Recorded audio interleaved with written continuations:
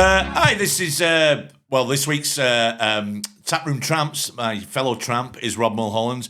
We're talking football, Leeds United, cricket, morning, Christmas, veggie Christmas, plugging dead meat. Yeah, listen. Have a fun time. Here we go, this Tap Room Tramps again. I have a guest host because my co-host Sam Avery, 200 quid on artwork, is fucked off. So tragic what happened to him, wasn't it? Yeah, we've got Rob Mulholland. Hello. Yes. Thanks for having me, mate. Thank you for agreeing to doing it. And we've got to start straight away. Let's get straight in there. I know you're a Leeds United fan. I am, yes. There's been a recent upturn. It's been a very good week, yeah. It's been a fucking great week. I know. I was, 2 weeks ago, I was fully resigned to another season in Championship. I was like, we're fucked, we're gone, it's over. Yeah. Manager's gone, ruined, miserable. And then we had a week coming up where we've got City, Chelsea and Liverpool in the same week. And we're all like, well, that's the end. Yeah. You know, who'd have thought 4 points out of that lot? And also, even the game we lost against City, first half we were abject, but then Farker changed it at half time, went to this 3-5-2, put all the big lads up top and just started bullying them. And we dominated the second half and we were like, we've done very well against a very good team there. And then Chelsea, we absolutely flat track bullied them. That's right. Could not handle it. Yeah. What happened to Esteval was very funny. It's always lovely seeing a very young, very talented flair player just get his ass kicked by a load of 6'5" lads. It's just like, you're a good player, are you? Well, here's this big Swede to come kick you up the ass. It's like the old days when you had a squad and you had a young, talented player. It was a bit slight. We'd say, right, get down into the low league football on loan. And then soften you up. Yeah, well, we just dragged him down to our level. But it's so. A friend of mine who I drink with, he's called Gareth, he's from Northern Ireland, and he's a Leeds fan. So I said, I was talking about this half-time, second half performance of City. I said it's a formation he's never used before. He sort of stumbled across it. Yeah, and he's used it once or twice, but sort of reluctantly. Yeah, he said he's sort of stuck with it and it's working. And he goes, that proves he knows fuck all. It's very funny, isn't it? Like, what's he meant to do? Exactly. He goes one way and he's an idiot for not doing it, and he goes this way and he's an idiot for not doing it sooner. Yeah. He's a bit of a rock and a hard place. And I think people do forget that, we had 2 90-plus point seasons in a row in the Championship. Yeah. We were like... For that level, we were absolutely... The squad was ridiculous for the level. Of course. But he still did the job he had to, and I think he's got a bit of credit there. But, the big criticisms with Farker are always that he was dead stubborn and he didn't change anything. Yes. And in the last week, he's been really reactive in games and changed things up and, actually has shown that sign. It's been really effective. And I'm dead happy. He's a great guy. He was just always just a worry as whether he could do it at this level, but he's been amazing. Yes. We was at Norwich. It was at Norwich. To be fair, that Norwich squad was very underpowered for the league. He had Emi Buendia and Pookie. That was about it. It's every time I see him on the touchline, it reminds me of Lord Farquhar. I don't know why. There's something like a chubby Lord Farquhar. It makes me dead happy. His a little very camp German voice. What is it with German men camp voices? It's incredible, isn't it? Because he's this big hulking, craggy faced bloke. He's all pocked and weathered. And he's like, we had a very good result today. Right, I think the boys did very well. Every German man. Boris Becker, but he's still a player. It's a very good tennis match. Yeah, very, very. I don't know why it's so camp. Is that why they're so angry? You think that? They got really angry twice. It's all the English going, hey, you sound gay, Germany. We do not. We will prove we are not gay. Not gay. Stop it. They're picking on us. Let's hope they don't get angry again. Yeah, fingers crossed. They've just started national service again. All right, Christ. So it's called voluntary national service. Right. Yes, I will fight for my country. But voluntary national service isn't really national service. I know, but you can. I don't know why they just were saying. I think that's. I don't know. I think this is all a reaction against Russia. We'll get into that afterwards because we're well known for our geopolitics. Oh, yeah. Well, about that on this podcast. But the Leeds thing, you must be buzzing. You must be feeling. Yeah, the Liverpool game was unreal as well. It was. It was all fight and heart, that one. I don't want to laugh at Liverpool, but I'm going to laugh at Liverpool. Yeah, you'll force yourself. It's very, very brave of you, mate. Yeah. It's been quite incredible last couple of months. It's so funny how little they can handle getting a point at Ellen Road. It's like the expectation of like, well, we'll twat them. Yes. And then first half again, they are one of the best shit teams I've ever seen, Liverpool. Because they're so good at football. And when they keep the ball, we just got nowhere near the first half. We just couldn't touch it. When it went to 2-0, we were all like, right, well, also prove as well that Ekitike was the right signing and not Isak, I think. Isn't it crazy? Yeah, it's mad. That's the bit where their window tipped over into this sort of late Roman era excess. Exactly. It's like a vomitarium. Yeah, it was totally that. They need to go puke up a few players. Yeah. It's because up to that, I get it at the start of the window. Alexander Isak, one of the best strikers in the world last season. Obviously, if he's available, you go try and get him. They've had a nibble and he's been rebuffed. Yes, you've gone and got Hugo Ekitike, one of the most highly rated strikers in Europe. Fantastic striker. He's great. That's your boy. Yeah. You then build your team around him. You back him. You get behind him. Well, the first 4 games that he was scoring every game, they were winning games. All right, it was late on. They weren't looking great, but they're winning game. They go through the old Isak saga. They bring, and I think it seems to unsettle the side quite a little bit. Well, if you're Hugo Ekitike, there's got to be a bit of it. It's like, all right, well, I guess fuck me then. Excuse me. Well, you signed me, and I'm sorry, I've been scoring goals. I've been doing the thing you signed me for, and you've just signed a much more expensive guy in my position. Yeah, exactly. And it just felt mad that it's like you don't need him. He doesn't quite fit the profile of the way you're playing, and it's just like. Obviously, if they got him in the first place, you can find a way to make it work. But it's the balancing between the two seems weird. What about the Salah thing? Mate, it's so funny. Funny. It's such an innocuous interview. It's a Norwegian reporter going, how do you feel about the game? Yeah. There's always loads of Norwegian Liverpool matches. Burn it down. Somebody's mentioned this. That's a certain area where they get asked to stop for interviews, and he's only ever stopped twice. And once when he was talking about his contract, and then once he's now. So, but is that why I'm struggling with is he's an Egyptian. He's been here a long time, but the term thrown under the bus, I'm not sure he fully understands what that is. That sounds like his agent has been in his ear before. Maybe he's chat GPT'd his answers. Yeah, exactly. What's been thrown under the bus. Yeah. Well, I think he's trying to say that, he's been made as the scapegoat, but he has been shit this season. He's been shocking. He's been fucking shit. And he's one of those players where when he's scoring, you don't give a fuck what he does elsewhere because he's so extraordinarily brilliant. But then, it's also shown just how much that relationship with Trent was important. I think it's really funny. The Trent transfer has ruined 2 teams. Well, it's made 2 teams shit. It's really funny. And everybody just complained about Liverpool. They were weak down that side, down the right hand side where they had Trent. They won a couple of trophies. Yeah, they were all right. Yeah. It was one of those things where maybe those 2 aren't the best defenders in the world, but good luck getting it off and getting down there. Exactly. There was no way of doing it. And the rest of the team covered for them. And, they had midfielders dropping into that space behind Trent. They had a whole thing that worked, and now they're just very different. And it's... But yeah, it's very funny watching the Reds fall off.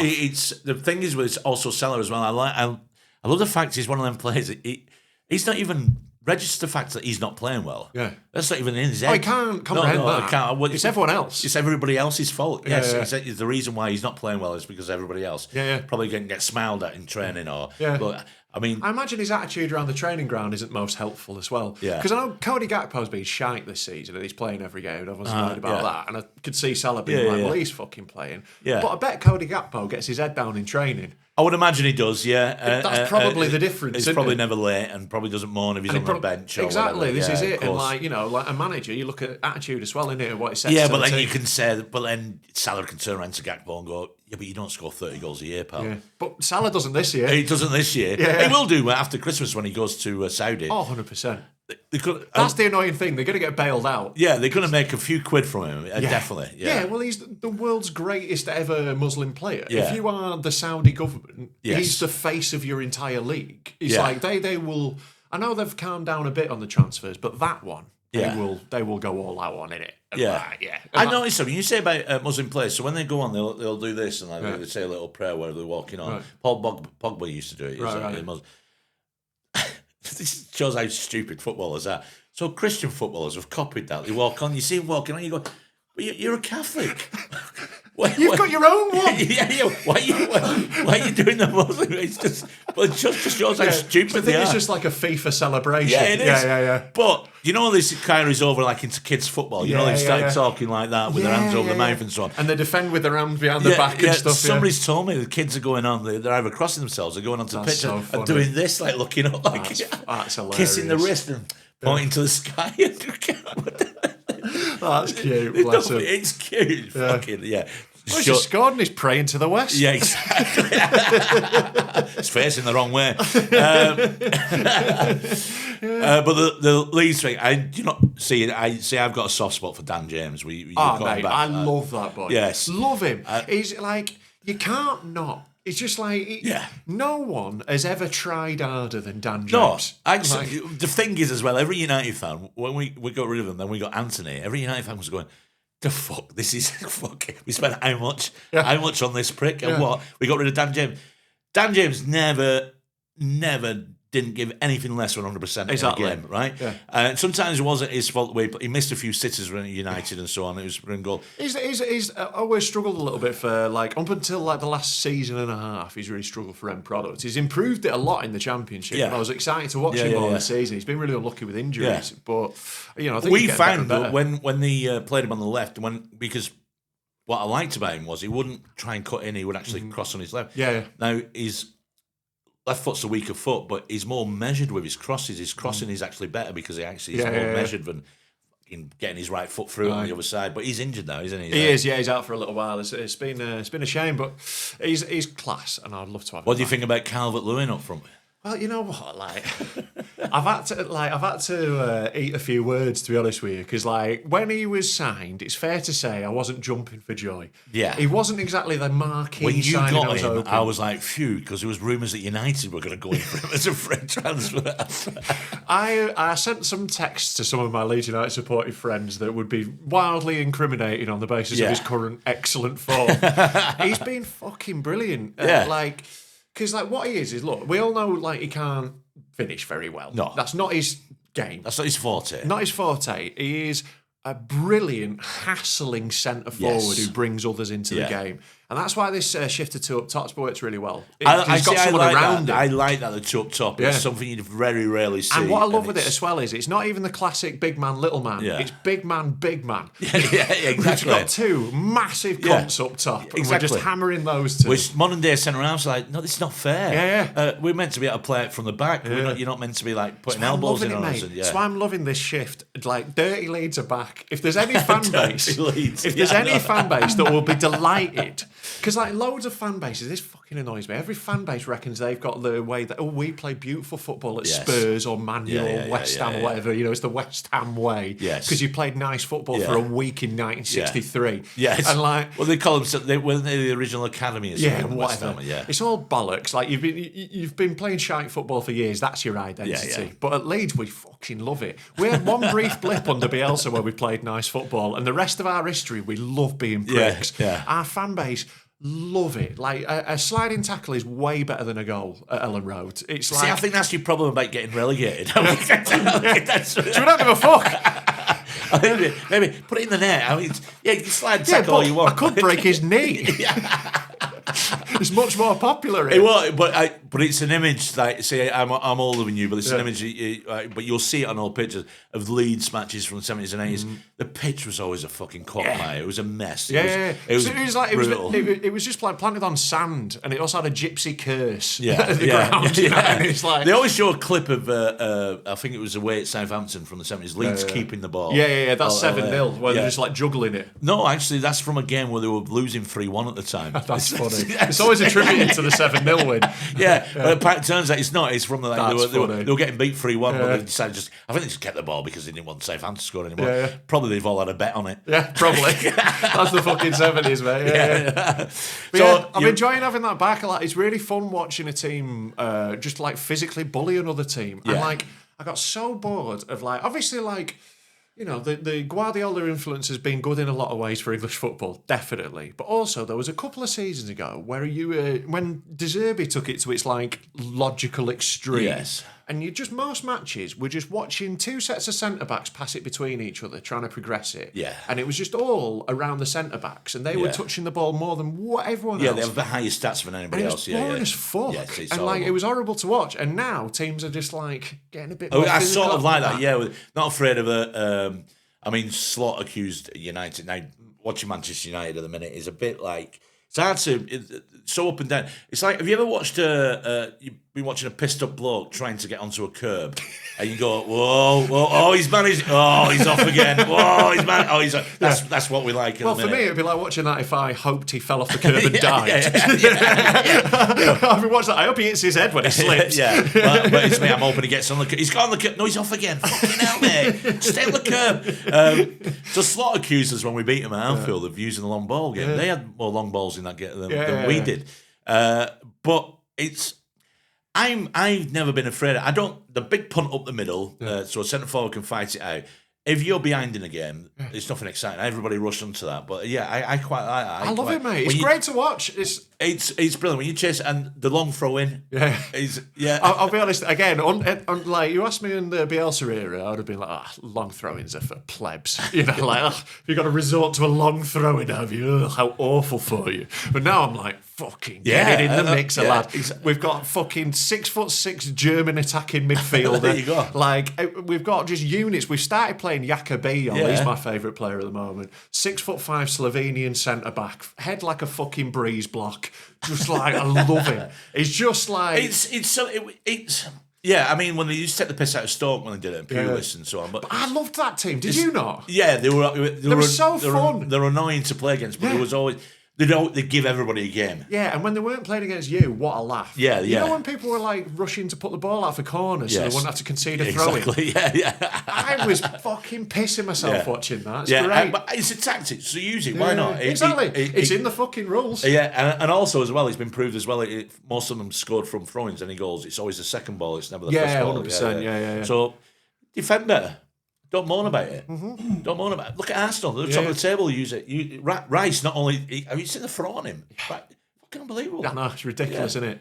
And he's fucking unbelievable. He's great. I mean, they got beat at the Villa game. It was fantastic. But I can't wait to see him get injured 6 weeks before the World Cup and we rush him back half injured. Oh, it's such a classic England move. Of course it is. We'll have two players that we take to the World Cup who are not fully fit. Whose toes are hurting. Guaranteed. And it'll be Harry Kane and Declan Rice. It'll be the two most important players. Yeah. Guaranteed. I'd wager at the minute that Anderson is probably the most important. Yeah, maybe. Yeah. I think he's fantastic. He is great, yeah. I mean, he's great at it. I do like what Tuchel's done. He's gone on this. So he stopped trying to fit all the superstars it was the eternal English disease. Yes. We've always done it. Even though Southgate was a lot more sensible, we still did it. We're trying to cram in every great player we have. I saw how many number 10s we got. We've got 4. Well, who should we play them all then? Let's play 4 number 10s. Yeah, the Sven-Göran Eriksson move. Yeah, exactly. Where we end up with Scholes on the left wing. Yes, exactly. Who then he later admitted that Scholes was a better player, but he said, why did you play him on the left wing? He went, well, because they had to put Gerrard and Lampard in the middle. And you go, well, why? At that point, right, if you need to put 3 midfielders in the middle, can I introduce you to a little thing called a 4-3-3? I know, It was unbelievable, isn't it? It was just... He wound me up more than any manager, Sven-Göran Eriksson. He was so passive on the touchline. And I hate that. I hate a passive manager. You know, when he just sits and watches, I go... Because some of these coaches say, well, you can't influence a game once he started. You fucking can. You can drag Psychology is part of it. You can drag a player over and give him a fucking bollock. I've seen it so many times, you'll have seen it yourself. And all of a sudden you see a player's performance improve or little thing dragging to one side. You say, see that cunt who keeps going out the outside of you? Show him the fucking other way. Oh, right, yes, boss. Because sometimes football, well, they're not the brightest, are they? Some of them, you know what I mean? So, the vast majority, I would wager. I wish I was less intelligent, more skillful. to be honest, if you were redistributing your stat points, if I was trying to say additional needs, educational ability, but fantastic right foot. You might take it. Of course I'd take it. There's no better life than being Cole Palmer. If ignorance is bliss, that man is happier than anyone on earth. Exactly. I think he's a bit smarter than you think. I think he's a bit of a wind-up merchant. It's half and half. It's like every now and again I go, he knows what he's doing. And then I see someone else, I'm like, oh no, he's just mentally disabled. Like I'm not 100% certain that Cole Palmer doesn't know his name isn't Cold. I think he thinks he is called Cold Palmer and has not realised at all ever. He's like, I'm cold. He's got a little bit of the Liam Gallagher about him. Remember when Liam Gallagher, somebody said you're quite androgynous? Yeah. And what does that mean? He said, I'm gay or something like that. Remember he kicked him because he didn't know what it meant, right? Yeah. But Cole... I think he's a bit smart. I think he's on a wind up a lot of the time. I think he is. I think he's just got a dry sense of humour. As much as he's a Chelsea bastard, I fucking love Cole Palmer. He's fantastic. Love it. Yeah, love to watch him. But I mean, the World Cup. Well, we could talk about the World Cup draw. All right. Oh, fucking hell, man. Lovely to see a true statesman getting his just rewards finally. Yeah. So Infantino, right? That fucking a great man. A great and honourable man, Gianni Infantino. God, he's a creepy fucker. There's something about the way he acts. Horrible. It's like if Epstein's Island was a person. It's just got that. He's got that vibe about him. He's decided. I don't know who's deciding FIFA. Right, we're in the States because Trump's talking about not visas for certain players not getting in.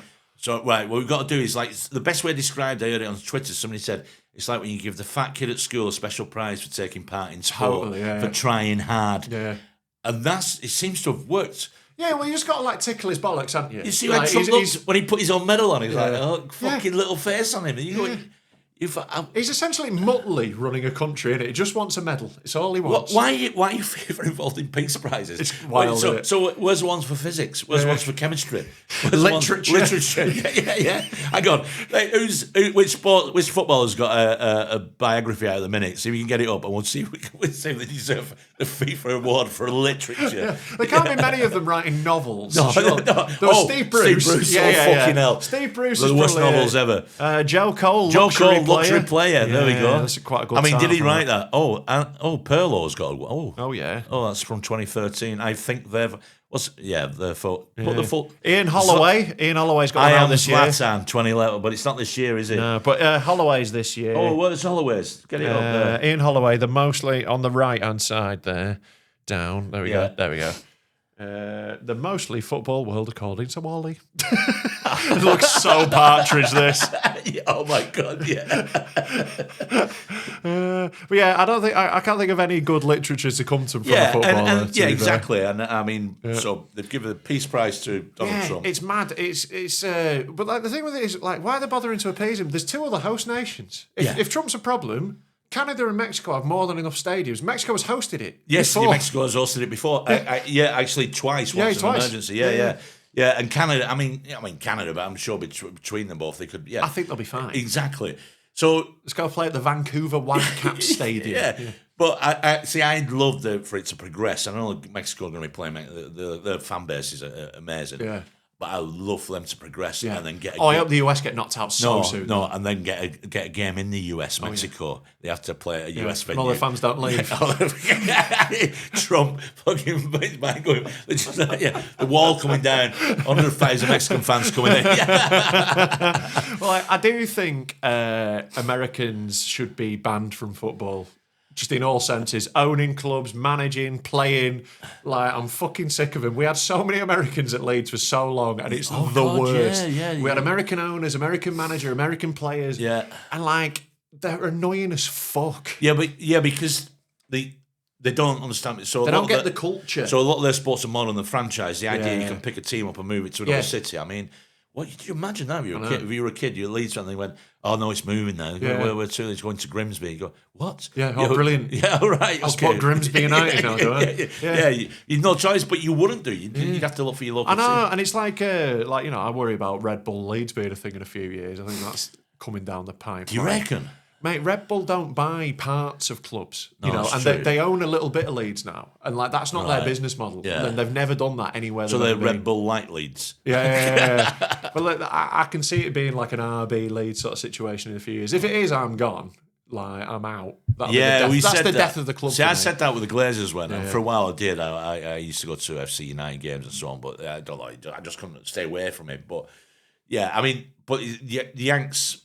They've got a lot to answer for with football. Now there are certain models people go, yeah, well, you look at the way Wrexham are run, or what's the guy at Burnley as well. Yeah. You go, yeah, fine, but it's not in their heart and soul the way. And is it worth it to have those few good owners for all the annoying pricks? Yeah, but also as well, so there's something about the football fan which is completely different to American sports fans. A football fan from anywhere in the world, Europe, South America, they'll talk about great teams they had, but you guarantee they'll go, what's one of your biggest memories? When such a body was fucking offside and we got robbed of a fucking... And they'll go back years to a game. Yeah, grudges. Has no relevance at all to anything. The Americans can't understand that often the greatest moments you have as a football club or a nation or whatever are the ones where you don't win. Exactly. It's the glorious defeats. It's the nearlies. It's And especially like I'm a Leeds and England fan, so that's all I've got. But those are still great moments and part of it, and that's what Americans can't comprehend with it. It was so mad. I went to New York last year and I went to watch some sports. I went to watch the Brooklyn Nets play basketball, and I went to watch the Brooklyn Nets. The Brooklyn Nets. And and I went to see the New York Rangers play ice hockey. And the atmosphere is just so weird because Americans can't entertain themselves for 10 fucking seconds. Yes. So every time there's the equivalent of a throw-in or whatever, there'll be a dance troupe on the fucking pitch and t-shirt cannons and cunts coming round with cameras looking at you to do a dance or whatever. Yeah. There was one point where it was they were getting random blokes in the audience to do dad dancing. And I caught when the camera came up to me and looked and went, eh? And I went, Yeah. Fuck off. Yeah. You should just have a t-shirt for abroad. I'm British. Now fuck off. Yeah. We don't do that where I'm from, sunshine. Piss off. We don't. Exactly. They do. It's all manufactured because we had on one of the pods earlier on about when the Ryder Cup was on about they were trying to manufacture songs. Oh, it's gross. It's awful. But they do the same at football. They can't get it. There's a college football team American football that is adopted marching on together. And has twisted the words to be their team. Right. And it made me so violently furious. It's one of the worst things I've ever seen. And they just... It's that whole thing of that meme of fight and win. Oh, God. So get up, try and get that and then get up. I don't know if you've seen it. It went did the rounds on Twitter. I retweeted it yesterday.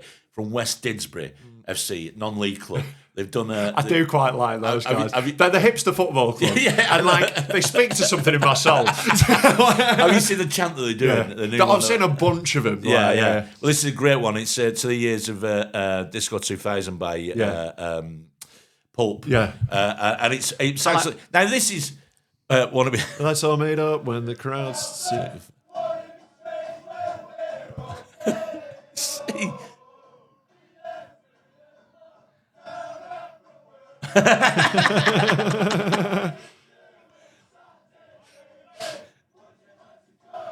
It's great. See, that's non-league. Yeah, it's brilliant. And the Yanks can't even do that at the top end of the game. That's just non-league. There's about 40 fans there. Exactly, it's the funny chance. The only chance you get in American sports are let's go Rangers. Yeah. That's all they can manage. Yeah. And it's just coordinate. USA. Yeah. Oh, fuck. The I believe that we will win one. Yeah. What's that? They just go, I believe that we will win, just over and over again. Oh my God. It's awful. What the fuck? They just don't get the concept of you don't need someone to lead the chants because someone will start one at a stand at the back somewhere and you just listen. And you go, oh, that one's starting. I'll join in here because I know the song. Yeah. I don't know. It's so much better than American fan culture. It's awful. I just thought the fact that they're going to have Brazilians just having impromptu carnivals through the streets. Yeah. They're probably going to get some ultras from somewhere who've got faces, skeletons painted on the face, letting off flares when it's 90 degrees fucking heat. They don't get it. They don't understand it. And I'm looking forward to the ice raids at Kazakhstan versus Cape Verde. Cape Verde are there. Cape Verde are there, yeah. Kazakhstan are there. Kazakhstan. Really? Yeah. Oh no, Borat's going to make a comeback. 100%. I will put money right now. Within the first 10 minutes of Kazakhstan's first game, there is a shot in the crowd of someone in the mankini. Definitely. 100%. Call it now. I'm just going to go. Right.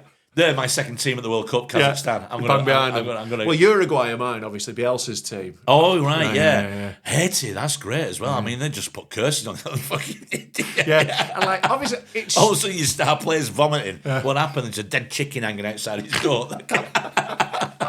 Like, it's stupid how far they've expanded it. It's going to make the World Cup tedious and a bit too long. But the plus side is you get fun nations. Of like course that. you do. It's yeah, class for them, innit? Yeah, You know, like yeah. Haiti, by all accounts, bit of a fucking shithole. I think it's nice. reckon? I think it's nice for them to have something to enjoy. I think the squad are looking forward to it because I can guarantee they're not going home. Yeah. Some visas are getting overstayed. Yes, by the time they kick off, they go, "Where's the Haitian team?" Nobody's seen them since they landed. They've gone. And Cape Verde, I mean, that's become like the go-to place now for hipsters, holidays. Right, go to Cape Verde. It's Atlantic, just off the coast of South Africa. It's meant to be lovely. I'm sure it is. Yeah, it's got a population of 30,000 or something like that. I mean, how the fuck have they qualified for a World Cup? Yeah, it's mad, isn't it? And Scotland just made it. Well, yeah, I mean, bless them. So I'm half Scottish, so like I've grown up all my life with Scottish family abusing me for being English, right? Like I always think it's like one of my granddad's biggest whiffs. He could have converted a whiff or a wish. Whiff. he missed this. My Scottish granddad, I would have supported Scotland probably if he'd have encouraged me to. Right. But because I was the wee English boy, and it was always just gave me shit for that. You were the weird Sassenach fucker. Yeah. So it made me even more fucking England embarrassing. Till I die. Fucking English in the family. Well, actually, weirdly, my Scottish granddad is the one who got me into cricket. So, like, he was a massive cricket fan, and he would teach me. You know, we'd watch test matches, and he'd teach me. He always quite liked it when England lost because he was still Scottish. Yeah, of course. But he'd like really loved the game and played it and stuff. Yeah. Well, so that's the worst thing he's ever done Arthur for me. Conan Doyle was Scottish. He played the game, didn't he? He was a big fan of it. Yeah. You know, I'm not anymore though. This sounds like we've cleverly segued into. I know. I've accidentally done that. But that's fucking smooth. It was smooth as well. But the Ashes. Yeah. Oh God, man. Fucking hell. So, like, you're a big Test fan as well, aren't you? Yeah. Like, I love Test cricket. It's an amazing sport. In its purest form, there's nothing better. There's nothing better. Like, I'm not really asked about, like, short form cricket. No. But, like, I love Test matches and always have done. Like, it's been fucking rough, hasn't it? It's been awful. I can't believe I've been losing sleep. I've been getting up for staying bits. up. And because I've got a new baby, so I was like, I'll do night shifts and I'll stay up with the baby and I'll watch it all night. It'd be class. On day 3 of what was meant to be day 3 of the Perth test, my missus said to me, "It's like, you're not watching it tonight?" I was like, No. It's already finished, actually. She's like, "I thought it was 5 days." Yeah, so did I. So did I. I thought it would be 5 days too. Yes, we did. Isn't it fucking grim being an English cricket fan? Every time you think it might be better, you think, we've got a team together here. We're doing all right. Some fucking Aussie cunt with a moustache wanders out in flip-flops and smashes 150. Just all the fucking time. It's doing my fucking head in. Also as well, why is there a day? This is the Ashes. Yeah. Day and night match. Yeah. No, you saved that for if you're playing Sri Lanka or you saved that if you're playing Zimbabwe or something. You know what I mean? That's not. I do agree with you on that. Because it wasn't needed. Well, no, to the Aussies it was because Mr. Pinkball, Stark himself, whose figures for all pinkball cricket, extraordinary. Well, let's give that cunt the ball then. I mean, he wasn't doing badly in the day test. No, it was like, at the moment, when I close my eyes, all I see is Mitchell Stark. His ability to take wickets in the first over is fucking unreal. Fucking terrifying. It's mind-blowing. It's one of the best bowling performances I've ever seen, and I want him to fuck off. Yes. Like, one of my favourite things about cricket is it's a sport where you appreciate the opposition as well. Yeah. If you see an opposition batsman put in a good knock, you're like, you know what, fair enough, that's lovely. You see a beautiful bowling performance, you're like, well done. At the moment, I hope he stubs his toe and falls off a cliff. I'm fucking sick of the cunt. The moment where it really flipped for me, that fucking 77 with the bat in the first innings at Brisbane. It's like, you've already ran through us with the ball 3 fucking times. Yeah, can you also not fucking bat well, But this shows their gameplay. What they were doing was they were hanging around because they were waiting for that evening session. They were batting for time. That's what you're doing. Imagine that in a test match, Mick. Yeah. Playing the conditions. Exactly, yeah. Playing for time. So you got Harry Brook, I think, is one of the most talented batsmen I've ever seen. I love him, but fuck me. There is a golden rule about batting in Australia. You don't drive on the up. Mate, isn't it mad that me and you both know this? Yes, we know that. I've never even played Test cricket. I've never had a knock. Yeah. But I know this because yeah. every fucking pundit I've seen, every ex-player goes and says, you don't drive on the up. The extra bounce makes it lethal, especially outside off stump. Just fucking leave him. Because if you keep leaving those balls, eventually they've got to put one into the stumps and you can just double that down leg. There we go. You're away. Yeah, there we go. That's playing So Test they're looking at it, cricket. they're going, well, that's pitch short of a length. Yeah. It's on the up. It's about fifth stump. Yeah, I'll try. Yeah. Let's cover drive it. Well, but this Pope seems to play anything that's the imaginary 12th stump. It's wild, isn't it? Think Ollie Pope, right? I think he's a fucking great cricketer, Ollie Pope. But the way he's playing just does not suit him. He's trying to be a Bazballer. I think so, He's trying to reach for it. And he's clearly being encouraged to try and play shots and get runs. Yeah. But I think Ollie Pope will be an absolutely brilliant just blocker, an obdurate, horrible bastard to get out. And that's what you want at 3. If you're going in at number 3, yes, you have That's to. what you want. Have to have that ability. And Because the Ollie Pope thing can do is, it. he's coming in the first over. This is it. There's no shine taken off the new ball. No, that's it. You've got to. Because Pope and because Crawley and Duckett, when they're flying, it's an amazing partnership to watch, and they can just take a match away from a team straight away. Yeah. You look round and suddenly there's 170 on the board and they've scrambled, and Yeah. it's amazing. But when they don't, you've got 3 and 4 coming in against a new ball. Exactly. And it's happening way too often, isn't it? Yeah. And it's not aggressive to play exactly as your opponents want.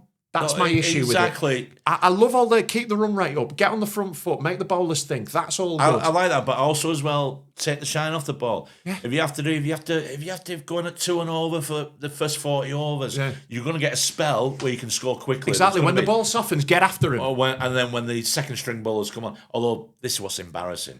This is the B team bowling attack. Apart from Stark. Mate, here's something horrible. Brendan Doggett has got more Test wins in Australia in the Ashes than Joe Root. And he's fucking shit. It's brutal, that, isn't it? I see. I'm pleased for Root. He got his ton. Yes, that was lovely. That's that monkey off the back. He's the best batsman we've had, but also he's one as well. They should be looking out for this Bazball.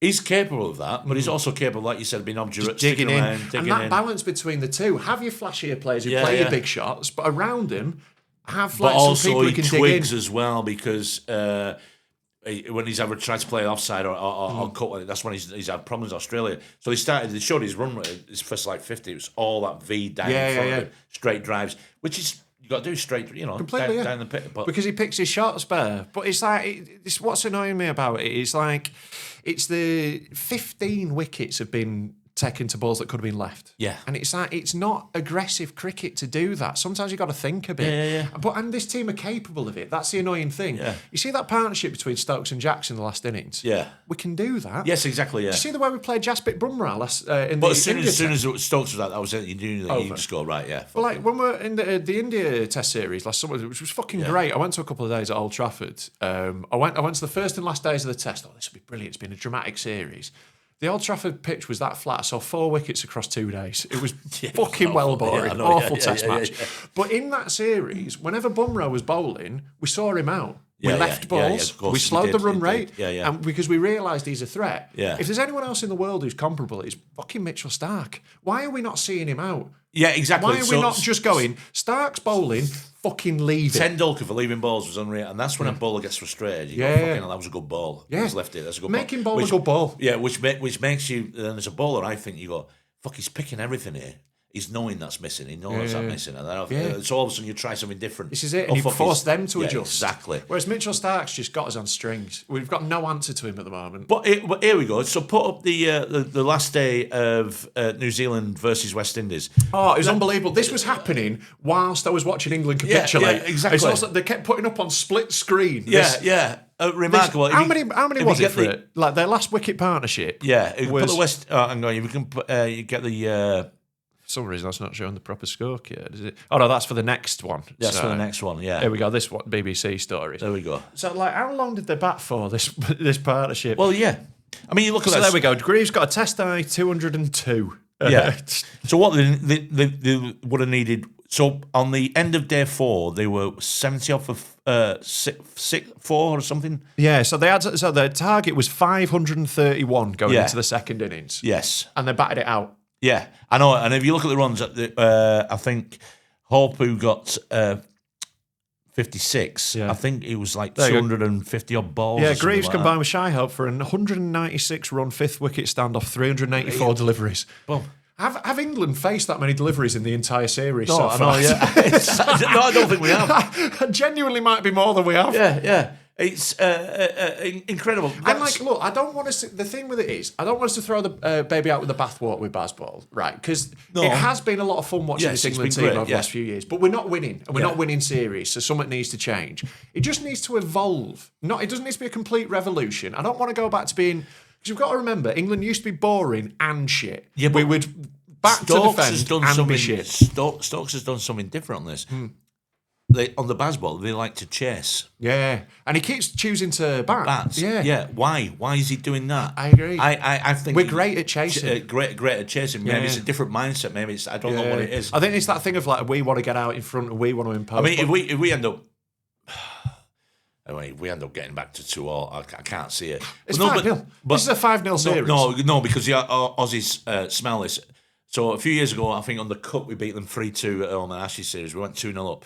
3-0 up, and they won the last 2 tests. Now in Australia, the attitude would have been, well, we won the first 3 tests, we're going to make sure we're going to grind these into the dirt. Yeah. And I knew as soon as we went 3 tests up, they'll win the next 2 because we'll just take our foot off the gas. That'll be it. They'll be fucking. The mindset's different. Yeah. It is. It's that horrible Aussie bastard mindset. But I would like to see a little bit more of that creeping into England because look, obviously, the culture of England cricket needed to come back a bit. Have you seen the documentary The Edge about the 2010 series where we won in Australia? It's fucking brilliant. It's one of my favourite sports documentaries ever. Because it's it's really talking about a lot of the psychology of it and how the pressure of it broke some of the players 3-1. and stuff.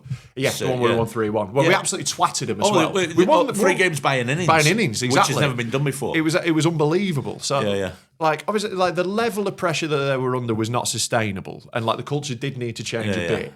But it feels like. Because I love all the aggression and getting on the front foot, but it feels like a lot of it's sloppy.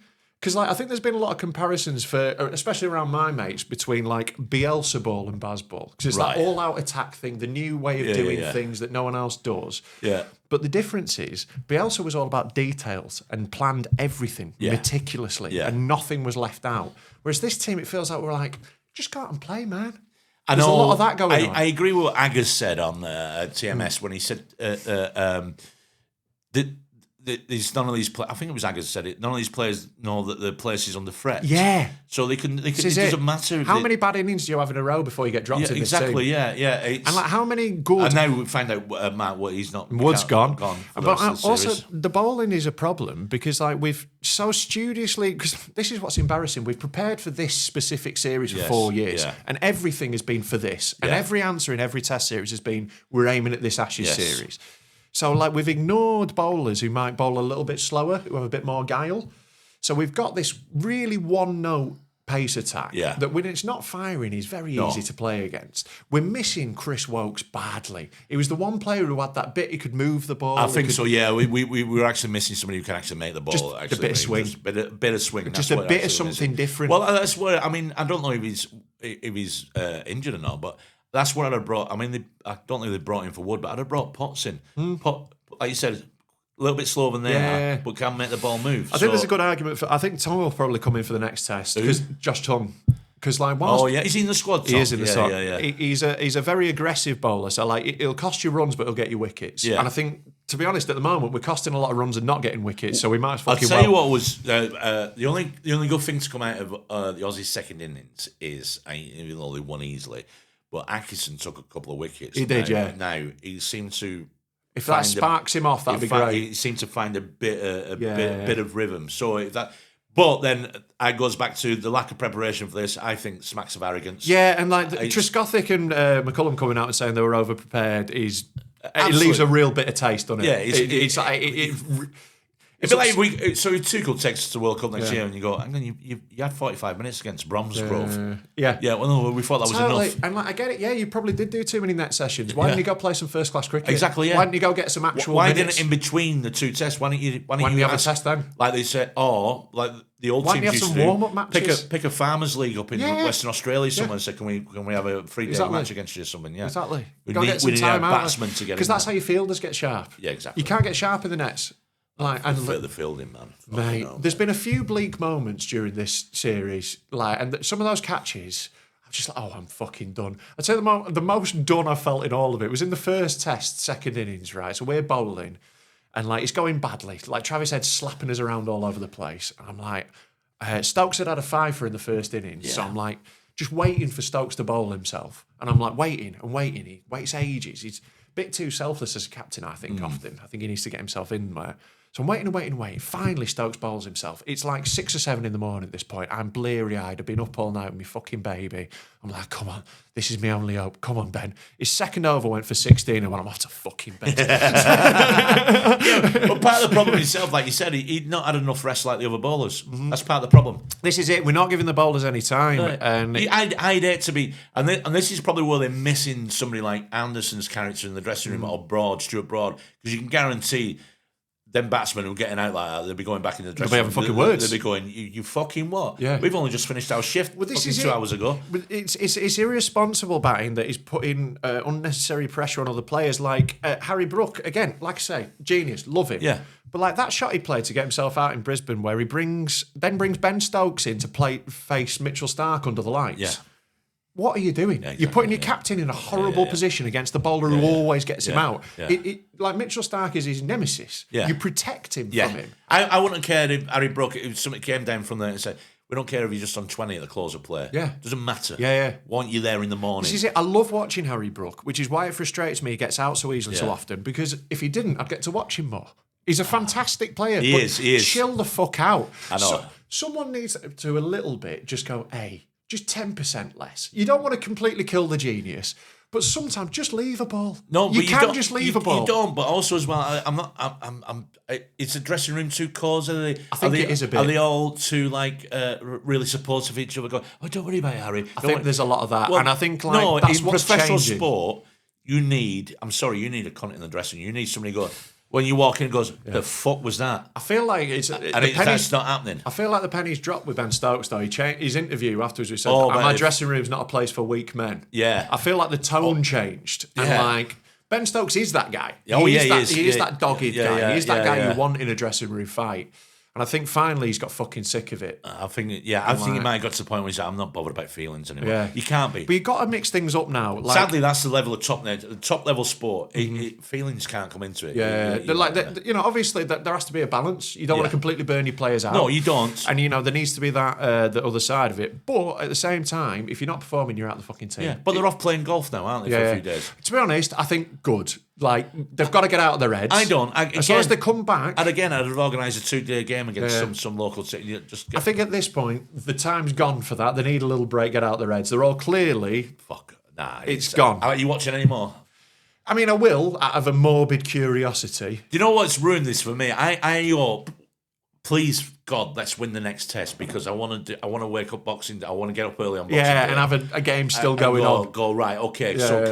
We still might have a chance of being. Yeah, we fucking won't though. We'll lose in Adelaide. Like Adelaide as well. There's so many bad omens. Like it's Weatherall's home ground, and it's oh God, yeah. They always find somebody. Cummins will come back, and Weatherall will probably never play again for Australia after. It was so annoying. I was like watching this test. I was like, Weatherall and Neeser, these fucking cunts. We'll skittle these pricks. Oh, they've ruined my day. Right, brilliant. Exactly. So they always do it. The depth is insane in Australia. But the problem, every time we have an Ashes series over there, I always think after it, I go, well, I don't think you can ever get any worse than this in Australia. It fucking does. Oh my God. It's like every squad goes out there to hold my beer. What you thought last time was embarrassing. This one's a new lad. Nasser Hussain was pissing himself the other day, saying they're going to break his record for the shortest amount of days to lose an Ashes series. And it's like, I'm quite annoyed. I'm proud of that record. Oh my God. So that's they lost 5 days already. Two down in only 5 days of cricket. Yeah. I think the record is 11 days to lose the series. We could lose it in 8 easy. Oh, fucking easily. Yeah. 9, I reckon. Yeah. 9 is like about. Oh, no, we only have to lose the next one. So, even that's 4 days. That's plenty of time. That's fucking awful. Grim, innit? Oh, my God, that's depressing. It right. Is. So, we need to mix things up, though. We need to move the batting order around. Jackson was very impressed with, I think, like Duckett's looked very poor this series, which is a shame. I love Ben Duckett, but like him and Crawley as an opening partnership is. But who else is there? Is the problem? Who's the opening batter you put in? I like Duckett. I prefer him over Crawley. I love Ben Duckett. He's a wonderful player. But this series, he's not looked sharp. No, but I also think they've figured him out. Because they know he doesn't like to leave. They're bowling into the right areas, and they're getting it time after time. It's the same thing. You get Crawley and Duckett in the same way. You just of course. dangle a little tempter out there. Yeah, they can't help themselves. Yeah, Harry Brook and Fox. And I think a change of coaching could really do this. Keep the aggression, keep the front forward mentality, but occasionally leave a ball outside off. If we just do that, if we make that one change, we'd be so competitive in the series. Just that change. Yeah, it's not going to happen, is it? No. Oh, no. You watch. Zach Crawley will be out first over in the next test, wafting at someone outside off. I guarantee next test, we'll get to halfway between lunch and tea. We'll be on 160 odd for knots. Right. By end of by tea. We'll be coming out going, well, we're going to be bowling after tea. Mate, you joke, but in the Perth test, in the second innings, I went to change my baby's nappy. I was gone 10 minutes. I came back, we'd lost 5 wickets. Yeah. It was fucking... It was a 5-wicket nappy. I literally did it was a 5-wicket nappy. I did such a cartoon double take at the telly. I was like... What? The only way it can be a cartoon nappy is now. Welcome to the new world of parents. Thank you, mate, we'll chat about that in a second. The only way it can be is if it's one of them shits that's gone up the back, up the front, well, basically you take the nappy off, then you have to dip them in a bath, like Achilles by the heel, right, and rinse them like that, which could possibly take you about 40 minutes to get totally clean. This one was just a piss, mate. Oh my God. I did such a double take. So I came back in, I looked at the score and went, oh, Root's gone. And I went, hold on, everyone else has fucking gone as well. Embarrassing. So new dad. Yeah, I am, mate. Yeah. Enjoying it. Mate, loving it. 5 weeks in, dead happy. First week was fucking well intense. I went insane. Yeah. It was just... It can be overpowering. The it's overwhelming. It is, yes. It's the moment where we got home from the hospital and I was left alone with the baby when my missus went to bed, and that feeling of right, who's in charge? Oh, it's me. Oh God! Right, yeah. And it was really unsettled first week, and I didn't know what I was doing and all this. Well, you don't do, yeah, exactly. You've no fucking clue. So it was very intense. You actually learn on the job. It really is one of them. Really is. Yeah. But now we're in a nice little routine, and he's got a lot of bedtime already, and we're we're good. Is he sleeping? He's sleeping really well. He's a great baby. He's sleeping in every now and again. He gives us a 5-hour block where he sleeps and stuff like that. Okay, cool. He's doing good, mate. He's great.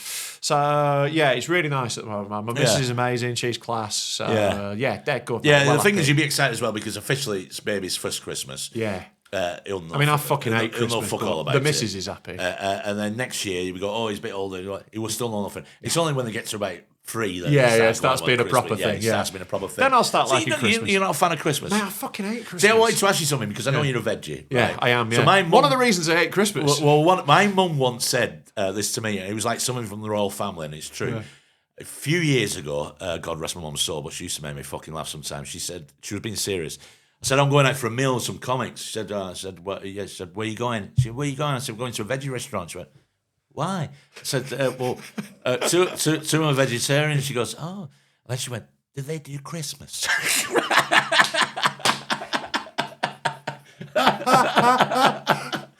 It's a whole separate religion. Yeah, exactly. That's so funny. And I've always thought about that as well because I know veggies do Christmas, but we have a corn roast, mate. It's banging. Fuck off. No, you don't. Do you have a corn roast? Honestly, right, corn is wildly underrated. I like corn, yeah. When it's cooked well, it can be dead nice. Yeah. Obviously, it's not as nice as chicken. I know everybody comments like, oh, chicken's better. Yeah, it is, but also corn doesn't make me sad. So, But in general, I've never been a fan of Christmas, really, anyway. I don't know, it just doesn't... I don't like the music, I don't like the fucking... crappy decorations, and I don't know, it's just not my vibe. Really? Don't like it, never have done. I've always loved it, mate. Yeah, well, I'm trying to get into it now for my kids' sake. Well, I loved it as an adult. It was always shitty when I was a kid. Part of the reason being is because of parents not being the best and living in quite poor conditions. But as an I love it. I enjoy it. Well, this is it. I'm trying to turn it round because it inherently makes me miserable Christmas every year. Because I get miserable at winter. I get that seasonal affective. As soon as it gets dark, I get fucking miserable. Yeah. So I'm always miserable around the time when everyone else is dead excited about Christmas, and then everyone gets annoyed at me for being miserable, and that makes me more miserable. And it's like that fucking thing. But I've decided, according to my kid, he doesn't fucking know, I might as well love Christmas. You do love Christmas. So when I see he knows more, he's going to see me loving Christmas. Yeah, of I'm going course to be he is. the Christmas guy. Exactly, yeah. And then that'll turn it round for me and I'll love it for him. Can I ask you to do one thing? Please? Yeah. So a couple of Well, years... within reason. A couple of years ago, I found out from certain people, and this blew my fucking mind, that they weren't allowed to open their presents till after Christmas dinner. Oh, fuck that. What the fuck? That's some middle class bullshit, exactly. mate. And I'm fighting that because my missus is well middle class. Yeah. But like she's sort of new middle class. Her parents are from Bolton, but they're dentists and they made a lot of money, sent her to private school. Dentist from Bolton. Yeah, I know. Hard job. Busy. Yeah, real busy. Yeah. On the town too. Early hours Saturday morning. But like, so they're like, like they've come from working class backgrounds, so they're not like, like, but they do have a lot of middle class foibles, and I could see that sort of shit coming in. Yeah. But like, I'm not having any of that shit. Yes, mate. No, exactly. We'll have a proper fucking Christmas. You have it on the morning. Yeah, I see. So that's what I always drew the line and say roasted chestnuts. Right. So my that's your line. Well, do you know what it is? There's certain things at Christmas which I go, no, if you don't do it the rest of the year, I'm not just going to do it for that day, even though, because I'll eat sprouts all the time. All right. I'll have you pigs fucking lunatic. I'll have pigs in blankets all the fucking time. Even as a veggie, I've got to say, like, fucking fair play, pigs in blankets, you are delicious. Well, you make your own. So there's a range of veggie sausages I do like. I can't remember what they're called. They taste a bit like Lincoln sausages. And there's a really they're good Hex, maybe. No, they're not. There's a really good veggie bacon at the There minute. is actually, and we do this. we make veggie pigs in blankets, and it's like what's good about pigs in blankets is salt and fat, so you can recreate. Of that. course, yeah. So it's just seasoning, it's flavouring. Yeah. It's probably not good for you. No, God no. But who gives a fuck? It's Christmas. So you're having a corn roast. We'll have a corn roast, but the thing is, like, the last few Christmases have been boring for me ever since I stopped drinking and eating meat.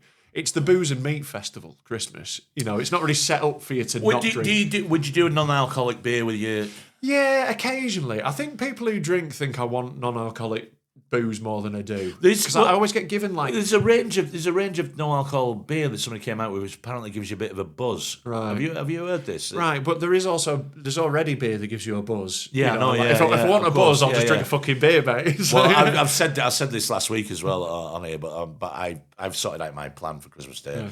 When the family have gone, I'm going to take an edible, wait for it to kick in. I'm going to put on Muppets Christmas Carol. Now, great. So you don't do Christmas. I'm going to do the same thing with Gremlins, mate. Gremlins, great Christmas film. Exactly, mate. Great Christmas film. Oh yeah, it always gets overlooked. Gremlins. It does. Yes, and it's a banger, and it's a Christmas tradition in our household. Excellent. Right. So you do enjoy Christmas. No, I don't like. I enjoy things around it. I don't like the whole. I really resent being forced to do anything, including being happy.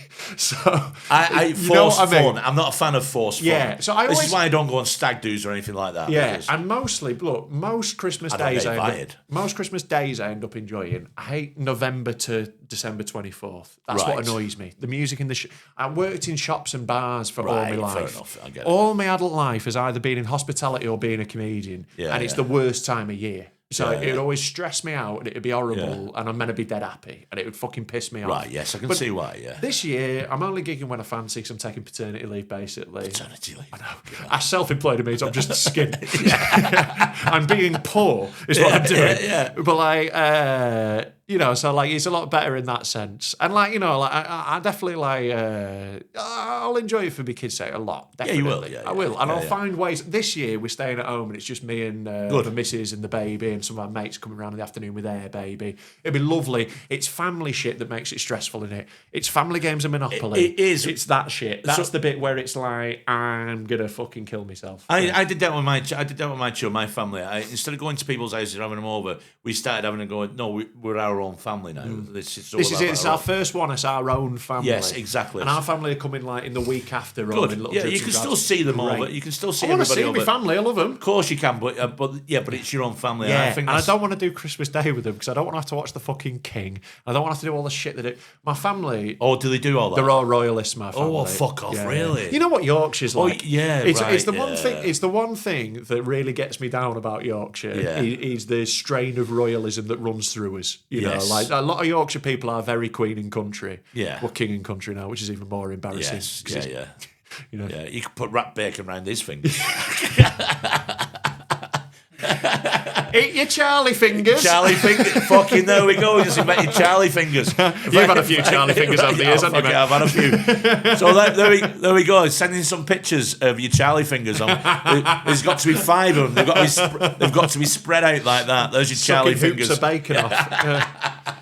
But yeah, it would be nice to do it in our way, and that'll be dead nice. My favourite Christmas ever as an adult is the one during COVID, because it was just me, my missus, and my dog. We went for a walk, and it snowed, and it was so nice. So romantic. It was so romantic, but it was also quiet and calm, and there was no point where me and my family were screaming at each other. Right. You know, it's like my family, we're all very highly strung. I said that at the time because you remember they called an emergency lockdown just before it, and it was probably a lot of people relieved. They're going, oh, thank God we don't have to go to. I love my family. They're all brilliant, and I'm very close to them all. They're all like, friends as well as family. Yeah. But we're all lunatics. I include myself in this. But it causes so many arguments. So so there's 2 of you. So their family, your family, or extended family. Problem is, one year you go to her side, then behind your back, your side is saying, why have they gone to her fucking house this year? You go the year after, her side are going, why have they gone fucking there? Why did they never come here? Yeah, why have they gone to my missus's family's nice house on the side of a hill in Matlock, where they give me lovely posh food, cheeses I've never heard of. Mate, honestly, I cannot recommend enough having a middle-class partner. It's fucking amazing. The only downside is, at Christmas, what they do, one of their traditions is they get the ukuleles out and they all sing around having a sing-song with the ukuleles. Who does this? My missus' family. And I'm expected to join in. Sorry, can you catch this on the... Yeah. The fuck? Yeah. Fucking George fucking Formby single so they play in a ukulele choir. They're unbelievably wholesome, these people. They're the sweetest people. But the one thing that saves it, right, and I think this is genuinely the one thing that saves it.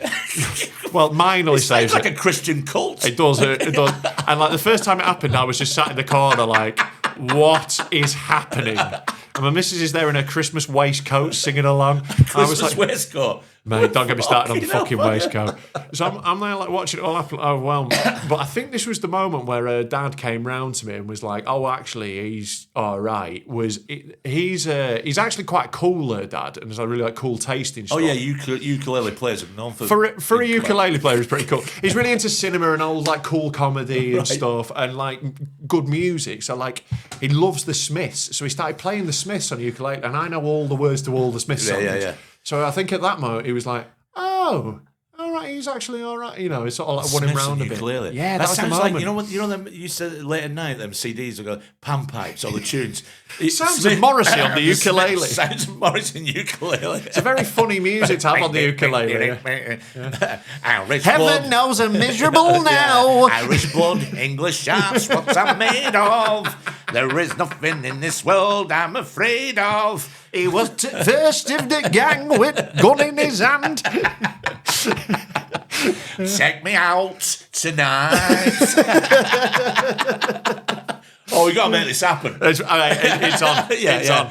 Yeah, the ukulele Smiths. Yeah. Do you know what as well? It's one of them fucking stupid things where you become one of them cool, anti-cool things at festivals. Go, have you seen that? Have you seen that? Ukulele Smiths? Mate, when the fucking... This must have wound you up. At Glastonbury last year when they all went to do fucking nursery rhymes, you see that? So there's one of the... I think it was the second stage as well at Glastonbury. They had to close the field because it was that popular. Oh, you're joking. All the grown-ups go and sing nursery rhymes together in a field. I'm primary school bangers, that's what it's called. Oh, didn't I, do you know what? I actually have to give credit. Was it Manford started doing that at his gigs years ago? Did he? Yes, the hymn bangers, the primary school bangers. Right. Yeah. I think it was Manford did it. And he's to fucking blame, is he? I think so, yeah. It's a shame I liked Manford before. I know, what are they singing there? Oh, he's just doing a little talky bit. My favourite Here we go. tune to play is probably Give Me Oil in My Lamp. Everyone just kind of starts going nuts to that song. Look, right. Hey, you know what? That's if that field went on fire, you wouldn't cry, would you? No, but I think it's a slowly bit of a Christian Church of England brainwashing. I think there's a bit of and this infantilising of people. Yeah, of course, yeah. Keep them more stupid. I just think it's like you're at Glastonbury. There's loads of good things to go see. Although wants to go on with the devil on his back. That line in it, I used to like that hymn. Yeah. Anyway, but yeah.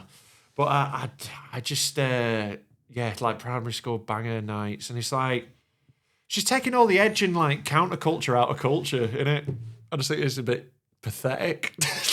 I hate. You know what? There's probably there's a field packed like that, and there's probably two kids who was struggling to fuse two forms of dance together. Yeah, they made like some amazing new genre. Yeah, exactly. And they're still in Can't beat Shine, Jesus Shine. in the friend's garage going, well, this one when this hits, this is going to be fucking global. Nobody's going to like it. Yeah. The good thing with stuff like this, though, it gets all the boring cunts at that festival in one field, so everyone else can have a nice time. It's true. It's quite a good filter. I find all the tedious middle class people who are like, "Oh, we'll go Glasgow one year." Oh, Glass. Get them in that field. Well, you call it Glasgow. Yeah. You're a fucking wanker. I know years ago I'd like to go into Glastonbury, but the size of it now just frightens me. The size does seem overwhelming. I've never been, and I would love to go. Like, I'm not shitting on it. See, I'm from Oldham, and the size of Glastonbury is the same size of the population as Oldham. Yeah. And I don't want to go back to It's Oldham. not the same people, though. Don't worry. If it was just Oldham, it would be a very different festival. I'll be honest with you, the drugs are better in Oldham. Yeah, I bet. But no, I like small festivals as well. Like brilliant. But speaking of festivals, yeah, Dead Meat tickets on sale. Hang on a minute. I didn't even mean to do that one. That was fucking unreal. You've done it 3 times on this already. I'm just a high quality broadcaster, Mick.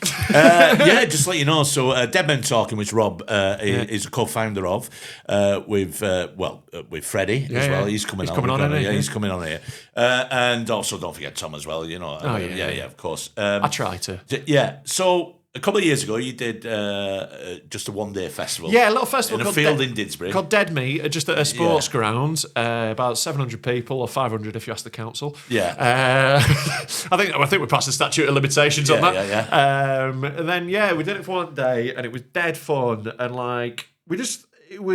I basically tried to make the festival I wanted to go to when I was 16. It had deathmatch wrestling and like free tattoos and shit. Yeah. As well as like amazing comedy. And then this year we doubled it in size. And then now coming up, July 10th and 11th it is next year. We're going 2 days. We're going to a much bigger venue. It's like a legit festival now. Yeah. We're at Cheshire Showground. It's got fucking massive. It's gone ridiculous. Brilliant. So, it's a camping outfit. It's a camping festival. I can't tell you how much. I'm not even. I've probably not even been booked yet. But, mate, you block it out in your diary. Right. I think it's safe to say you're invited. Right. Yeah. Because I'm speaking out of turn here. Because I remember the first year. I've done the last 2. But I remember the first year I went, this would be great if we could camp out. Yeah. And everybody said the same. People have kept saying that to us. And so we've worked out a way we can do it now, and it's going to be fucking chaos. It'll also be very dangerous. Yeah, we're also running it much later into the night. All I would say is, don't go to bed before anybody else. Yeah. Don't take that risk. Yeah. Make sure you time your whatever supplements you have. To make sure you go through the night. If you take your vitamins, take them a bit later than you normally would. The plan is now like comedy all day, rave all night is basically what we're doing. Brilliant. Yeah, like I'm going to do a couple of DJ sets. It's fucking amazing. It'd be amazing. It's going to be so fun. We've booked Michelle Wolf as a headliner. Exactly. Who I think is probably the best comedian on the world. Well, if you do a couple of DJs, I'll give you a little, because I've got into trance music. I like trance music a lot. But it helps me get shit. Well, what done. you like is Eckies. Yeah, but no, I thought I discovered that trance music helps me do stuff around the house. Yeah. I thought I discovered this. Right, it's really good when you can't focus. It's really good at focusing. Yeah, every ex-bagger does that when they're cleaning. Yeah, exactly. Yeah. Because it fires off the bit of fucking serotonin at the base of your spine. Yeah. So I thought of this, and then friends started sending me links. They've done loads of studies on it. Like, oh fuck. And then pub where I drink, the lad who works behind the bar, he said that his last year at school, they allowed him to listen to trance so he could get his work done. It's the only way he could get his work done. So yeah, fair enough. Yeah. So, but yeah, that'll be fun. What are the dates of that? Mad. So 10th and 11th of July, and the scale of it is fucking terrifying. But yeah, it's gonna be fucking mad. Oh, is it 2,000 people? Hopefully, yeah, that's what we're aiming at. And you've just confirmed as the headliner. Michelle Wolf on Friday. We're working on the Saturday headline at the moment. We'll announce that soon. The lineup's going to be mental. It always is. It's just if you like comedy and podcasts, it's the fucking one. Yeah. But like I work on my sort of department in it is I do all the sideshow shit. Yeah, sideshow Bob. Yeah. I do all the weird stuff on the fringes of it, and that's what I get excited about. So I'm working on that at the moment. I'm trying to book some mad shit. Like, all right, yeah. Yeah. Like, I can't, I don't want to give any of it away in case it doesn't come off. Yeah. But I'm trying to book some weird you know what we fucking need, stuff. and you get everybody to sign waivers, completely taking any, Like that. Played idea, away yeah, from yeah. you. Gladiators. Yeah, that would be good. I am trying to set up. I would quite like that. And again, this is very much in the formation stages. I would quite like to have comedians boxing each other. Well, it has happened before. It has, and it was very fun. Yeah, but there are strict guidelines on that. Yeah, but we don't care. Right.